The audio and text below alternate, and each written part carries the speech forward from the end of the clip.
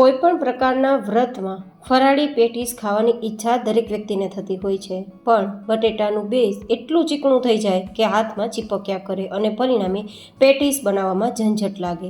સાથે પેટીસને વધારે સ્વાદિષ્ટ બનાવતું જે મસાલા દહીં બને છે ને, તે જે સ્વાદ આપે છે ને તે રીતે નથી બનતું ને, જેના કારણે પણ પેટીસ ઘરે તૈયાર થાય છે પણ તે ભાવતી નથી. તો આજ બધી જ ટિપ્સ સાથે એકદમ નવી રીતે તેલના ઉપયોગ વગર મીન્સ તળિયા વગર એકદમ નવા મસાલા સાથે આપણે ફરાળી પેટીસ તૈયાર કરીશું. તો ચલો રેસીપી શરૂ કરીએ.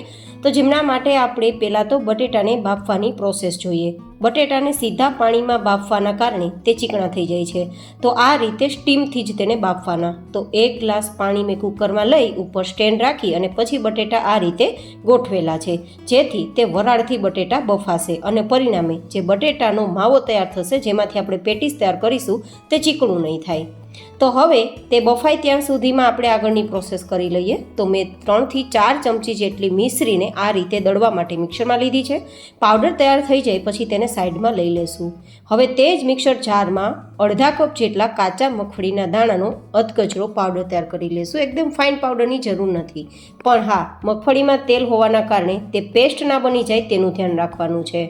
હવે આપણે તે જ મિક્સર જારમાં થોડા લીલા મરચાંના ટુકડા અને આદુના ટુકડાની પેસ્ટ તૈયાર કરીશું. તેમાં થોડા ધાણા પણ ઉમેરીશું, જેથી લીલી પેસ્ટ તૈયાર થાય. હવે આ રીતે આપણી ગ્રીન પેસ્ટ તૈયાર થઈ ગઈ છે, તેને પણ આપણે જે મગફળીનો ભૂકો તૈયાર કર્યો છે તેમાં ઉમેરી દઈશું. અહીંયા મેં મગફળીનો ભૂકો જે તૈયાર કર્યો ને કાચા મગફળીનો છે, તમે શેકેલાનો પણ લઈ શકો, તમારી ચોઈસ. હવે અડધા કપ જેટલું ટોપરાનું છીણ, મતલબ જેટલા મગફળીના દાણાનો ભૂકો તેટલો જ ટોપરાનું છીણ. હવે મીઠાશ માટે 1 ચમચી જે દળેલી મિશ્રી છે ને તે, અને સાથે સ્વાદ પ્રમાણે નમક, ધાણા જીરું પાવડર અને અડધી નાની ચમચી જેટલો મરી પાવડર, જે તીખાશ આપશે. સાથે 1 નંગ લીંબુનો રસ, જેથી આપણો ખાટો મીઠો જે પેટીસનું સ્ટફિંગ છે તે તૈયાર થશે. હવે આ રીતે બધું જ મિક્સ કરી દઈશું. તમે લોકો કદાચ આમાં તલ ઉમેરતા હોય તો તલ પણ ઉમેરી શકો છો, અને લાલ મરચું ઉમેરતા હોય તો પણ ઉમેરી શકો. પણ મેં આજે ગ્રીન મસાલો તૈયાર કર્યો છે, તો મેં લાલ મરચું, હળદર આવું ઉમેરેલું નથી. અને આમ પણ ઘણા બધા લોકો મને કહે છે કે અમે હળદર મરચું આવું નથી ખાતા, તો તમે જે ફરાળમાં વસ્તુ ના લેતા હોય તેને સ્કીપ કરવાની રહેશે. હવે આ રીતે આપણે નાના નાના સ્ટફિંગના બોલ તૈયાર કરી લઈશું. જેવડી તમારે પેટીસ તૈયાર કરવી હોય તે પ્રમાણે બોલ તૈયાર કરવાના. તો બધા જ પેટીસના બોલ આપણે આ રીતે તૈયાર કરી લીધા છે, તો તેને સાઈડમાં રાખી દઈશું. લગભગ 5-6 વિસલ મેં કુકરમાં થવા દીધી છે અને બટેટા આપણા સરસ મજાના બફાઈ ગયા છે. આ રીતે ચપ્પુથી એકવાર ચેક પણ કરી લેવાનું અને ચપ્પુથી જ તેને બહાર પણ કાઢી લેવાના.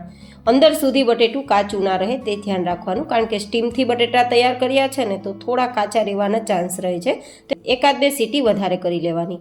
હવે બટેટાને પહેલાં તો પરફેક્ટ ઠંડા કરવાના અને પછી આ રીતે છાલ કાઢી લેવાની છે, અને છાલ કાઢ્યા બાદ પણ બરાબર ઠંડા કરવાના છે. એ ઠંડા થાય ત્યાં સુધીમાં આપણે મસાલા દહીં તૈયાર કરીશું. તો જેમના માટે 2 કપ જેટલું દહીં લીધું છે, તેને થોડીવાર માટે પહેલાં આ રીતે ફેટી લેશું અને પછી અડધા ગ્લાસ જેટલું પાણી મિક્સ કરીશું. જો તમારું દહીં પાણીવાળું હોય તો પાણી નથી ઉમેરવાનું, પણ મારું દહીં પાણી વગરનું હતું તો મેં અડધા ગ્લાસ જેટલું પાણી ઉમેરેલું છે. ઘણા બધા લોકો છે ને પેટીસ સાથે સ્પેશિયલ ચટણી બનાવીને ખાય છે, અને ઘણા બધા લોકો આ રીતે મસાલા દહીં. તમે પેટીસ સાથે શું બનાવીને ખાવ છો એ મને કોમેન્ટ બોક્સમાં લખીને જરૂર બતાવજો. અને ખટાશ પ્રમાણે મીઠાશ ઉમેરવાની. તો મેં અહીંયા 2 ચમચી જેટલો આપણે જે હમણાં દળેલી મિશ્રી છે ને તેનો પાવડર મિક્સ કર્યો છે. સાથે 2 ચપટીથી 3 ચપટી જેટલું સેંધા નમક અને અડધી ચમચી જેટલો મરી પાવડર અને થોડા લીલા ધાણા. હવે આ રીતે મિક્સ કરી દઈશું. આ જે મસાલા દહીં તૈયાર થાય છે ને તે છાશ જેટલું પાતળું ના થવું જોઈએ, અને જે આપણું દહીંનું ઘોળવું હોય ને તેના જેટલું ઘટ પણ ના થવું જોઈએ. આટલી પરફેક્ટ કન્સિસ્ટન્સીવાળું મસાલા દહીં તૈયાર કરવાનું છે. તમે કન્સિસ્ટન્સી જુઓ, હું આ રીતે ચમચામાં જેટલું પણ છે ને તેટલું પહેલાં નિતારી લઉં છું અને પછી આ રીતે પ્રિન્ટ કરું છું. તો આરામથી પ્રિન્ટ થઈ જાય છે, મતલબ વધારે ઘટ પણ નહીં, વધારે પાતળું પણ નહીં. તો આ મસાલા દહીં તૈયાર છે, તો તેને સાઈડમાં રાખી દઈશું. અને હવે આપણા બટેટા એકદમ ઠંડા થઈ ગયા છે. આ રીતે ટચ કરતાં કોઈ પણ જગ્યાએથી ગરમ આપને ન લાગવા જોઈએ, અને તેમાં પાણી પણ ના હોવું જોઈએ. ખાસ વાત એ યાદ રાખવાની છે કે બટેટા ચીકણા હશે ને તો તમારી પેટીસ ચીકણી થઈ જશે, પેટીસ તૈયાર કરતી વખતે કંટાળો આવશે, મજા નહીં આવે, ઝંઝટ લાગશે. તો આ રીતે સ્ટીમથી પહેલાં તો બાફવાના અને બરાબર તેને ઠંડા કરવાના, જેથી તેમાં કોઈ પાણી પણ નહીં રહે અને વધારે એકદમ બોઇલ પણ નહીં થાય. હવે આ રીતે ગ્રેટરથી ગ્રેટ કરીશું, મતલબ ખમણીથી ખમણશું ને તો મોટો ટુકડો નહીં રહે. તમે જોઈ શકો છો કે બરાબર રીતે મોટા ટુકડા ના હોય તે રીતે ખમણાઈ ગયું છે. તો હવે તેમાં અડધી નાની ચમચી જેટલું નમક અને તેમાં ઉમેરીશું 1/4 કપ જેટલો આરારોટ. અહીંયા તમે તપકીરનો લોટ લઈ શકો, આરારોટ લઈ શકો અથવા શિંગોડાનો લોટ પણ લઈ શકો. અને આ ત્રણ લોટની વચ્ચે શું ડિફરન્સ છે એ તમારે જાણવું હોય તો ઉપર આઈ બટનમાં મેં વિડીયો આપ્યો છે, તેમાં મેં બરાબર રીતે સમજાવ્યું છે. હવે આ રીતે થોડો આપણે લોટ બટેટામાં મિક્સ કરીશું અને પછી આ બધું ભેગું કરીશું ને તો હાથમાં કે પછી વાસણમાં નહીં ચીપકે.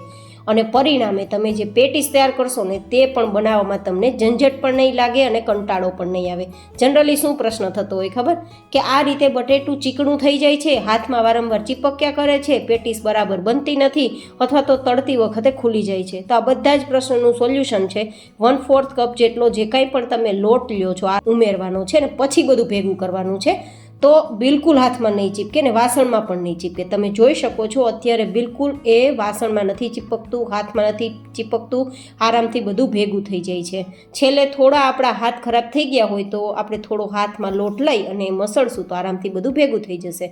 હવે એકદમ સ્મૂધ ટેક્સચર આપવા માટે 1/4 ટીસ્પૂન જેટલું ઘી મિક્સ કરી અને મસળી લેશું, એકદમ સોફ્ટ આપણો ડો તૈયાર થાય તેના માટે.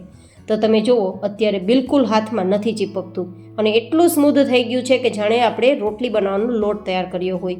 તો આ રીતે પેટીસનું બેઝ તૈયાર કરવા માટે બટેટાનો માવો કઈ રીતે તૈયાર કરવો તે મેથડ તમને કેવી લાગી ને તે પણ મને કોમેન્ટમાં જરૂર બતાવજો. હવે આપણે લગભગ એક રોટલી થાય તેના જેટલો લુવો હાથમાં લેવાનું ને પછી આ રીતે થોડી થેપલી જેવું તૈયાર કરી અને વચ્ચે લુવો રાખી દેવાનો અને પછી આ રીતે ભેગું કરતું જવાનું. જો એક્સ્ટ્રા બટેટાનું પૂરણ વધે તો કાઢી લેવાનું, જેથી ઉપરથી આપણું લેયર્સ છે ને બટેટાનું એ પાતળું થાય અને અંદરથી મસાલો ભરપૂર રહે. હવે લાસ્ટમાં જો તમારી ઈચ્છા હોય તો થોડો આપણે જે તપકીર લીધો હોય કોટ કરી દઈશું, જેથી જે આપણે આગળની પ્રોસેસ કરીએ ને તો તેમાં ખુલવાના પણ ચાન્સ ના રહે અને બીજું ચીપકવાના પણ ચાન્સ ના રહે. અને આ રીતે ચલાવશું ને તો એક્સ્ટ્રા જે કાંઈ પણ લોટ છે ને તે નીચેની તરફ જશે અને પરિણામે જો તમે આ પેટીસને તળવા માંગો છો તો તમારું તેલ ખરાબ નહીં થાય. અને હવે પેટીસને આપણે તળવાના નથી પણ શેકવાના છીએ. તો મેં શેકવા માટે લીધી છે અપ્પમ પેન અને અપ્પમ પેનમાં માત્ર લાઇટ વેટ ઘી લગાવીશું. તમે જોઈ શકો છો કે ઘી તમને બિલકુલ દેખાતું પણ નહીં હોય, બસ આટલું જ ઘી લગાવવાનું છે અને પેટીસને ગોઠવી દેવાની છે. હવે ઉપરથી પણ થોડું ઘી આપણે લગાવી દઈશું. મેં માત્ર 1 ચમચી ઘીમાં બધી જ પેટીસને શેકી લીધી છે. તો હેલ્થ કોન્શિયસ લોકો માટે આ પેટીસની રેસીપી બેસ્ટમાં બેસ્ટ રહેવાની છે. અને જે લોકોને પેટીસ અંદર તળાતા ફાટી જાય છે, બરાબર થતી નથી અથવા તો તેલ ખરાબ થઈ જાય છે, આવા લોકો માટે પણ બેસ્ટ છે. અને જે લોકો ઓછું ઘી કે ઓછું તેલ પસંદ કરે છે તેમના માટે પણ બેસ્ટ છે. હવે તેને ઢાંકીને 2 મિનિટ ધીમા ગેસની ફ્લેમ પર થવા દેશું. 2 મિનિટ પછી તેની સાઈડ બદલી દેવાની છે. જો વધારે ગોલ્ડન કલર જોતો હોય તો 5 મિનિટ થવા દેવાનું અને આટલો ગોલ્ડન કલર જોતો હોય તો 2 મિનિટ થવા દેવાનું.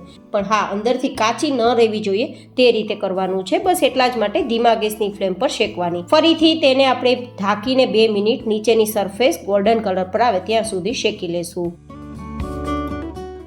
અને 2 મિનિટ પછી તમે જોઈ શકો છો કે નીચેની સરફેસ પણ ગોલ્ડન થઈ ગઈ છે. તો તેને બહાર કાઢી લેશું. જો કે આ મેથડ તમે ક્યાંય નહીં જોઈ હોય તો એકવાર આ રીતે તમે શેકીને પેટીસ તૈયાર કરજો. હું ગેરંટી આપું છું કે એકવાર આ પેટીસ ખાઈ લીધી ને તો જે તળીને પેટીસ તૈયાર થાય છે ને તે ખાવાનું તમે ભૂલી જશો.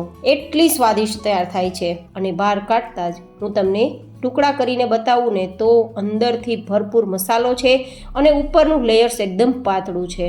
એન્ડ હા, આને સર્વિંગ કરવાની પણ એક અલગ મેથડ છે. અમારા જૂનાગઢની અંદર જે પ્રખ્યાત પેટીસ મળે છે ને તે આ રીતે સર્વ થાય છે. પહેલાં તો મસાલા દહીં એન્ડ ધેન તેમાં ઉપરથી આ રીતે પેટીસ અને ઉપરથી મરી પાવડર સ્પ્રિંકલ કરવામાં આવે છે એન્ડ ધેન આ રીતે ટુકડા કરીને ખાવામાં આવે છે. ફરી મળીશું એક નવી જેન હેલ્ધી રેસીપી સાથે. ત્યાં સુધી stay healthy and stay happy.